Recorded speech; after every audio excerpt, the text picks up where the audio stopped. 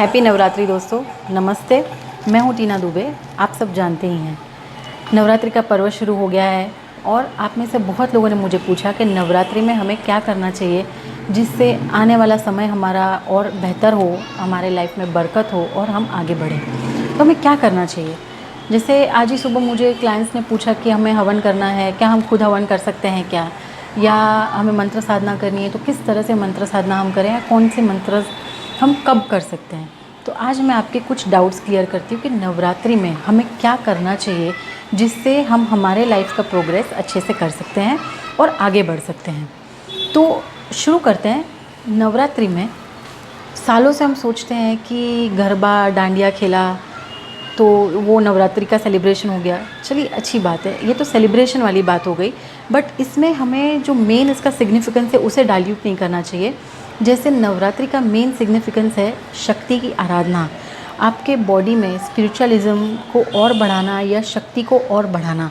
और ये ऐसे सिग्निफिकेंट दिन होते हैं या इतने इम्पॉर्टेंट दिन होते हैं कि इसमें आप जो भी करते हैं ना उसका आपको मल्टीप्लाइड रिजल्ट मिलता है। आप अपना स्पिरिचुअलिटी या आपका जो भी पॉजिटिविटी है आप उसको मल्टीप्लाइड वे में बढ़ा सकते हैं आप, और उसका अच्छा फ़ायदा आप उठा सकते हैं पूरे साल भर के लिए। तो आपको एग्जैक्टली करना क्या चाहिए? मैं अभी आपको बताती हूँ। 3 चीज़ें हैं नवरात्रि में करने के लिए। नवरात्रि में सबसे पहले आप कर सकते हैं फास्टिंग, जो बहुत लोग करते होंगे आप में से। तरह तरह के फास्टिंग होते हैं। कोई लोग सिर्फ चाय पे रहते हैं, कोई लोग सिर्फ फ्रूट्स पे रहते हैं, तो कोई लोग सिर्फ घर का खाना खाते हैं। ऐसे बहुत तरह तरह के उपवास भी हैं। तो मैं आपको आज बताऊंगी कि आपको किस तरह के उपवास करने चाहिए, किस तरह की मंत्र साधना करनी चाहिए और किस तरह की पूजा करनी चाहिए। तो जनरली बहुत सारे जो प्रांत हैं उसमें लोग घट स्थापना करते हैं या गरबा लेके आते हैं, उसके अंदर अखंड दिया जलाते हैं, which is the best practice I feel. कि 9 दिन ये ऐसे दिन हैं जिसमें आपको अपने घर में अखंड दिया रखना चाहिए। अगर आप अखंड दिया रखते हैं तो ये एक अच्छी चीज़ मानी जाएगी। आपने शक्ति की स्थापना की और वो 9 दिन आपने शक्ति की आराधना की। तो सिर्फ दिया लगा के काम नहीं चल जाएगा, आपको साथ साथ में रोज़ पूजा भी करनी है और कुछ मंत्र साधनाएँ करनी है। अब मैं पूजा में जनरली रिचुअल्स को बहुत ज़्यादा इतना महत्व नहीं देती हूँ कि आप रिचुअल्स में ज़्यादा उलझो नहीं, अगर नहीं पता है आपको तो। बट एटलीस्ट मंत्र साधनाएँ आप करिए।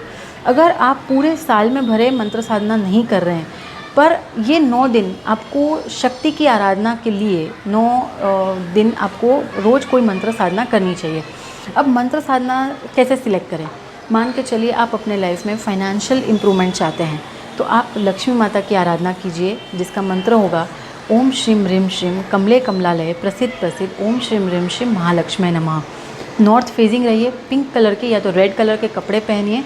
शाम के टाइम पे या अर्ली मॉर्निंग में आप साधना करिए। 108 मंत्र की ये जो माला आती है, वो आप एक माला तो मिनिमम करिए, और ज़्यादा कर सकते हैं तो 5 या 7 या 11 ऐसे ऑड नंबर्स में आप माला काउंट कर सकते हैं।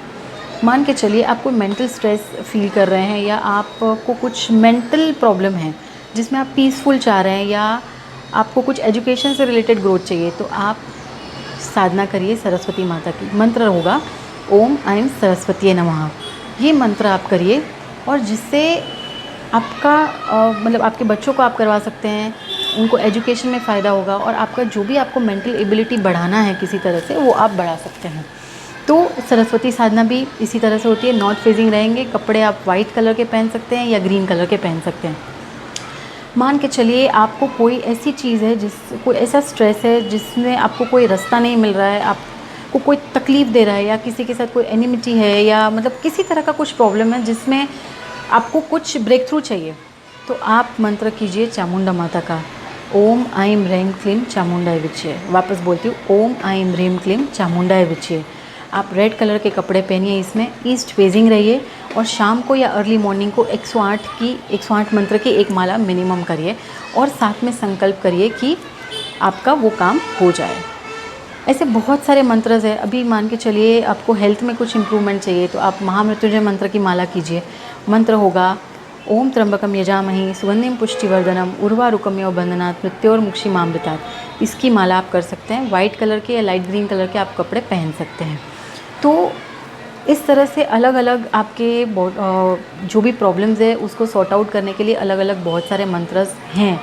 ऐसे बहुत सारे, अगर सारे मंत्र बताने जाऊँ तो वीडियो बहुत लंबी हो जाएगी। तो मतलब 4 आपको बेसिक चीज़ें बताई। अब नेक्स्ट बात करते हैं कि फ़ास्टिंग करनी है आपको तो किस तरह से आप फास्ट कीजिए।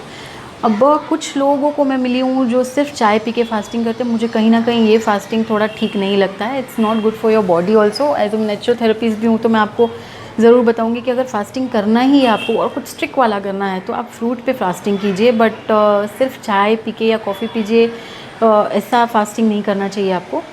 सबसे बेस्ट फास्टिंग और इजी फास्टिंग ये रहता है कि आप एक टाइम खाना खा के आप फास्टिंग कीजिए, शाम को या सुबह एक टाइम आप प्रॉपर घर का खाना खाइए, सात्विक खाना जो वेजिटेरियन होगा और हो सके तो कांदा लहसुन से युक्त ना हो तो अच्छी बात है। और स्वीट ज़रूर खाइए कुछ उसमें। तो एक टाइम खाना खाइए और दूसरे टाइम में जब भूख लगे आपको तो आप फ्रूट खा सकते हैं, ड्राई फ्रूट खा सकते हैं, आप कोई भी रॉ फूड आप खा सकते हैं तो वो आप खाइए। तो मुझे लगता है वो फास्टिंग एक इजी भी रहेगा, बॉडी के लिए भी अच्छा रहेगा और आपका संकल्प सिद्धि भी आपका उसमें इम्प्रूव होगा। तो ये फास्ट आप कर सकते हैं। अगर आप मान के चलिए कि नवरात्रि में कुछ और ज़्यादा एक्स्ट्रा ऑर्डिनरी करना चाहते हैं तो आप सिर्फ फ्रूट खा के कर सकते हैं, सिर्फ मिल्क और मिल्क प्रोडक्ट्स खा के भी आप फास्टिंग कर सकते हैं। तो फास्टिंग का अपने आप में एक ये औचित्य है कि आपकी संकल्प सिद्धि को वो बढ़ाता है। जैसे मान के चलिए कुछ समय से, कुछ सालों से आपको कुछ ऐसी तकलीफ़ है जिसमें से आपको रास्ता चाहिए या ब्रेक थ्रू चाहिए किसी तरह का, तो आप उस टाइम पे वो संकल्प लीजिए कि ये पर्टिकुलर ईयर में अगली नवरात्रि आए तब तक मेरा वो प्रॉब्लम सॉर्ट आउट हो जाना चाहिए। और मान के चलिए दोस्तों कि अगर आप इस तरह से आप करते हैं प्रॉपरली तो आपका वो प्रॉब्लम सॉर्ट आउट होना ही होना है। सो ये हो गया फास्टिंग। अब तीसरी चीज़ आती है कि जैसे अब घट स्थापना वाली तो मैंने आपको बात बता दी, बट अगर आपको एडिशनल करना है तो आप हवन कर सकते हैं। हवन करना बहुत ईजी है और इसके अंदर ऐसा कुछ नहीं है कि आपको हवन में खुद नहीं कर सकते हैं, आपको पंडित जी बुलाने पड़ेंगे, ऐसा कुछ भी नहीं है। आप एक छोटा सा हवन कुंड लेके आइए, उसमें कपूर रखिए, थोड़े समीध रखिए, कपूर को जलाइए, हवन सामग्री डालिए और घी से आहुति दीजिए 21 बार या 11 बार, जो भी मंत्र आपको सही लगे। मैंने ऑलरेडी पहले बता चुकी हूँ मंत्र। जो भी आपका पर्पस है उस हिसाब से आप 11-21 बार की आहुति आप दे सकते हैं। क्या करना है आपको, चम्मच हाथ में लेना है घी भर के, आपका संकल्प मन में रखना है और मंत्र बोलना है और उसके बाद जब मंत्र कंप्लीट हो तब आपको आहुति देनी है। It's that simple. तो आप आहुति दीजिए, घर में हवन कीजिए, आपके घर के वाइब्रेशन भी चेंज हो जाएंगे और आपकी लाइफ भी इम्प्रूव होगी। तो आज के लिए इतना ही। और कोई भी क्वेरी आपको होगा तो मुझे आप कमेंट सेक्शन में बताइए या आप मुझे फ़ोन कर सकते हैं अगर पर्सनली मुझे जानते हैं तो stay healthy, stay fit, God bless you and आगे बढ़िए। सो हैप्पी नवरात्रि, जय माँ दुर्गा।